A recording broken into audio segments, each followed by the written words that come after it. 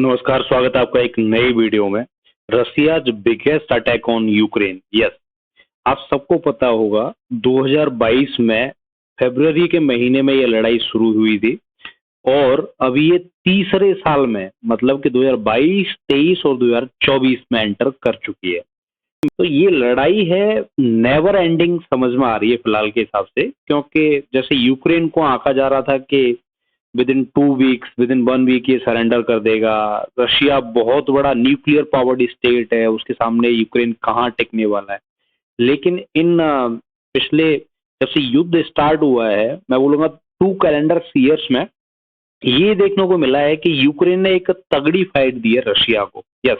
2022 और 2023 बहुत सारा एरिया जो रशिया ने कब्जा लिया था एक समय पे, वो यूक्रेन ने रिगेन किया है। तो ये चौंकाने वाली बात है कि एक छोटी सी फोर्स जिसकी काबिलियत भी उतनी ज्यादा नहीं है, टेक्निकल एक्सपर्टीज भी उतनी ज्यादा नहीं है, हालांकि सपोर्ट जरूर मिल रहा है नियर बाई कंट्रीज से, यूएसए से, उसके सहारे, उसके बलबूते उन्होंने इतनी बड़ी आर्मी को, इतने सक्सेसफुल एयरफोर्स को मात दे दी है कई जगह पे। ड्रोन्स का यूज कर रहे हैं, डिफरेंट टेक्निक्स का यूज कर रहे हैं। तो कहने का मतलब ये है कि कहीं ना कहीं अभी तक जो फाइट हुई है 2023 के लास्ट तक, ये इक्वल इक्वल आप बोल सकते हो। हालांकि कुछ एरिया रशिया ने जरूर रिगेन किया है यूक्रेन का, लेकिन still the fight is continue and we can say the response from the Ukraine side is equal in terms of air force का इस्तेमाल हो या आर्मी का जगह जगह पे मूव करके एरिया को कैप्चर करना हो एंड कैजुअलिटीज कैजुअलिटीज के हिसाब से भी आप बोल सकते हो। तो काफी सधा हुआ एक तरीके से युद्ध लड़ रहा है यूक्रेन हर फ्रंट पे जाके। लेकिन अब इसमें कुछ मोड़ आएंगे जो मैं समझ रहा हूँ, और जो लोग जो एक्सपर्ट हैं इन सब चीजों के वो समझ रहे हैं कि इसमें मोड़ आएंगे, जरूर आएंगे। टाइम भी बहुत हो चुका है युद्ध को स्टार्ट हुए,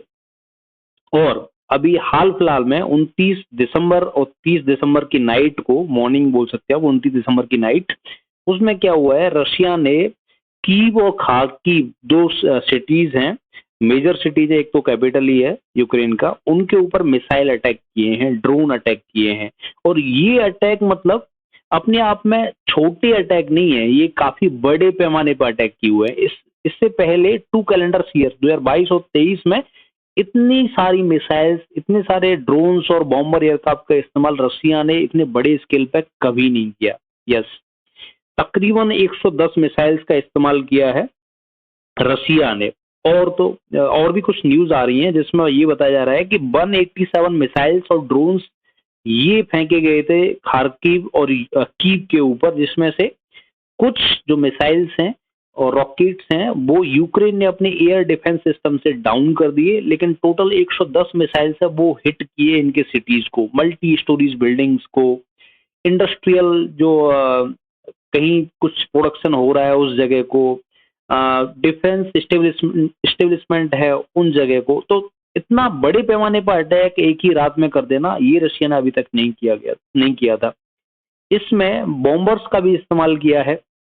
रशिया ने, बाकायदा बॉम्ब्स वगैरह, और सही जगह पे उनका निशाना लगे, एंड साथ साथ में मिसाइल्स और ड्रोन्स का भी इस्तेमाल किया है। तो कहीं ना कहीं एक चौतरफा कोशिश है रशिया की तरफ से कि ये बहुत हुआ युद्ध, अभी इसको थोड़ा सा हम इंटेंसिफाई करते हैं, इन अटैक्स को और बढ़ाते हैं, इनकी फ्रीक्वेंसी बढ़ाते हैं। तो डर का माहौल ऑब्वियसली ज्यादा है अभी यूक्रेन के अंदर। उसका कारण ये भी है कि इस अटैक के बाद में काफी बिल्डिंग्स को नुकसान हुआ है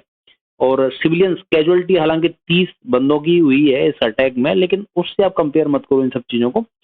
उनका जो इंटेंशन था, कैजुअलिटी बेशक कम है क्योंकि बहुत सारे लोग तो बंकर में छुप के बैठे हुए हैं बिल्डिंगों के नीचे ना, तो इसलिए भी कैजुअलिटी कम है। लेकिन जो एक जान और माल की हानि जैसे हम बोलते हैं ना, तो माल की हानि इस अटैक में बहुत ज्यादा हुई है। जगह जगह पर अटैक किए हैं, बड़ी बड़ी जैसे सिटीज हैं उनमें हुआ है, तो कैओस भी बहुत ज्यादा है, चिंता भी बहुत ज्यादा है। और जो सपोर्ट यूक्रेन मिल रहा था, ले रहा था यूएसए से और कुछ वेस्टर्न कंट्री से, वो सपोर्ट में भी कट हुआ है, कहीं ना कहीं इनका बजट है उतना मिल नहीं पा रहा है। तो जिस कॉन्फिडेंस के साथ में ये अटैक कर रहे थे, अब इनका जो कॉन्फिडेंस है यूक्रेन का वो उतना नहीं दिख रहा है, क्योंकि भाई आपके पास आइटम्स ही नहीं आएंगे, हथियार ही नहीं आएंगे, बजट ही नहीं होगा, तो आप एडवांस कैसे करोगे उस मिलिट्री के खिलाफ जो अपने आप में वर्ल्ड में सेकंड नंबर पर आती है। तो अभी ये दिख रहा है कि यूएसए का जो बजट में देरी करना एंड वेस्टर्न कंट्रीज का जो एक खुल के सपोर्ट था, सपोर्ट है, वर्बल सपोर्ट तो अभी भी कर रहे हैं वो, लेकिन एक खुल के कि मैंने एयरक्राफ्ट दे दिए, मैंने एयर एंटी गन सिस्टम दे दिया, मैंने एयर डिफेंस सिस्टम दे दिया, उस तरीके से अभी सपोर्ट का न मिल पाना, तो कहीं ना कहीं वो दिख रहा है अभी यूक्रेन और रशिया के युद्ध में। तो अभी अल्टीमेटली देखो, आज का जो मानचित्र है, मैप है, आप देख सकते हो स्क्रीन पे। तो हालांकि ये मैंने कहीं गूगल से ही लिया है, एट प्रेजेंट ये चेंज भी हो चुका होगा, आगे पीछे कुछ बदलाव हो चुके होंगे ऑब्वियसली, लेकिन एक मोटा मोटा नजरिया मैं आपको बताऊं, रशिया एडवांस कर रहा था पहले इस साइड से, तो इस साइड से उन्होंने युद्ध रोका था बीच में, और दोबारा से उन्होंने क्या किया, क्रीमिया वाला जो रास्ता है और लोहान्स वगैरह, डोनबास वगैरह का रास्ता है, यहाँ से उन्होंने अटैक करना शुरू किया था, तो इधर से वो पीछे हट गए थे। तो ये जो आप ब्लू कलर देख रहे हो ना, तो इस कलर में क्या है, ये एरिया है, एक टाइम रशिया ने कब्जा लिया था, बाद में यूक्रेन ने लड़ाई लड़के इस पे दोबारा से कब्जा कर लिया, तो रिगेन कर लिया उन्होंने, जो कि बहुत अच्छी बात है यूक्रेन के लिए।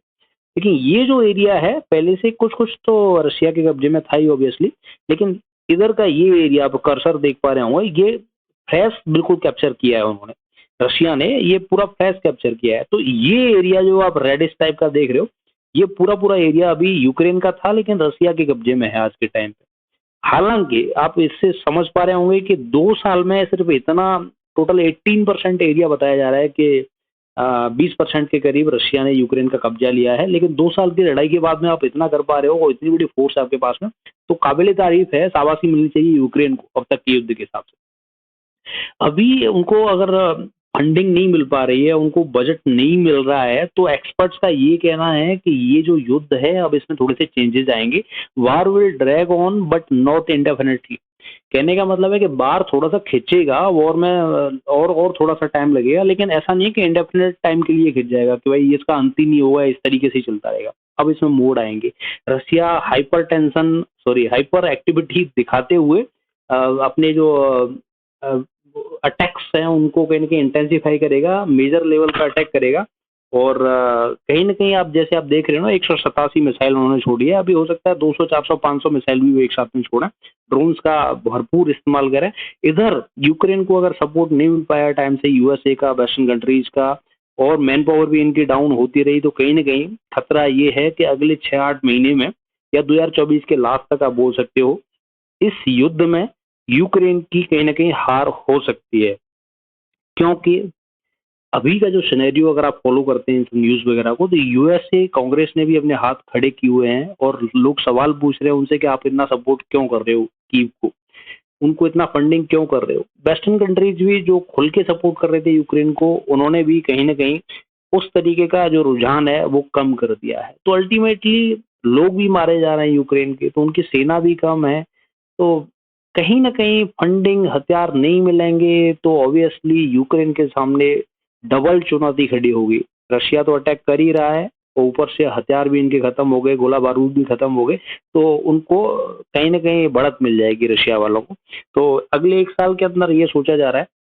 कि अगर इस तरीके से जो माहौल है ये कंटिन्यू रहता है, तो यूक्रेन के इस युद्ध को हारने के चांसेस ज्यादा बढ़ जाएंगे। खैर, ये जो टॉपिक है एक तरीके से नॉट एवरलास्टिंग है फिलहाल के सिनेरियो के हिसाब से, इस पे मैं और वीडियोस लेके आऊंगा अगर कुछ चेंजेस होते हैं स्थिति में, अगर यूक्रेन को कुछ और फंडिंग मिलती है, इनके कुछ अटैक्स होते हैं या एरिया कुछ रीगेन करते हैं, तो उसके बारे में भी आपको बताऊंगा। फिलहाल के लिए आप समझ चुके होंगे कि क्या कंडीशन है। Okay, so this is the last slide for my video, and just see 94% of you who are watching these videos nowadays are not my subscribers. So I request please do subscribe my channel Scoremate KB to get latest updates in respect of such topics. So thanks for watching. Jai Hind.